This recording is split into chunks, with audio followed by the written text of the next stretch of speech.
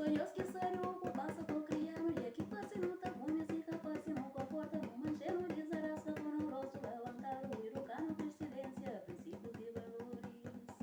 Hoje a minha mãe encarou e da melhor, força e destino, ainda está permitindo. Deus também caminha andar. 100% gastão, eu não sabia caminho andar. E 4 minutos. Um parar, não para. 4 minutos é muito pouco para falar tudo que ele significa para mim. E música eu fazia pequena homenagem, e música é 4 a 5 minutos aqui também. Por senão ele ia ter que estar criando mais. E hoje eu vou falar obrigada, hoje ou não hoje.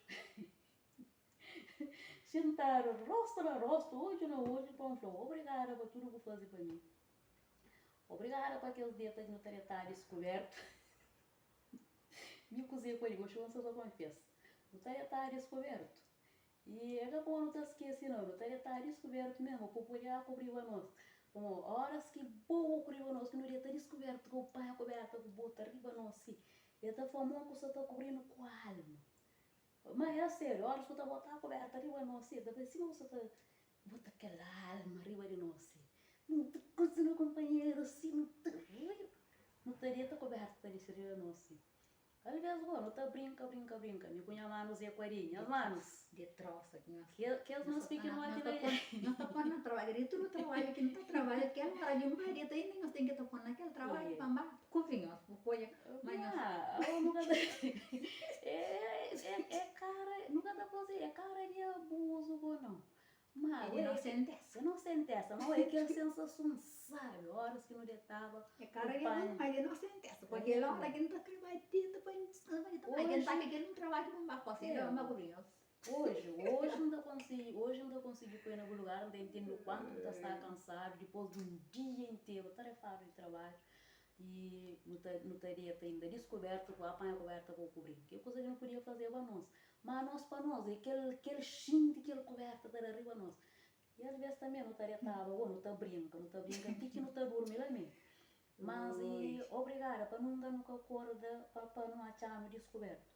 Não estaria estava descoberto, não está brinca, tu não dorme, mas horas que não te acordava, sempre não te acordava com o cobertor arriba de nós. Ai, nós tínhamos preguiça lá, minha mãe, com tudo que experiência que estava, que entra na casa, na porta, na parede, para tudo que entrava, que experiência que você sentiu aí? Não está brinca, não está brinca, que não está dorme.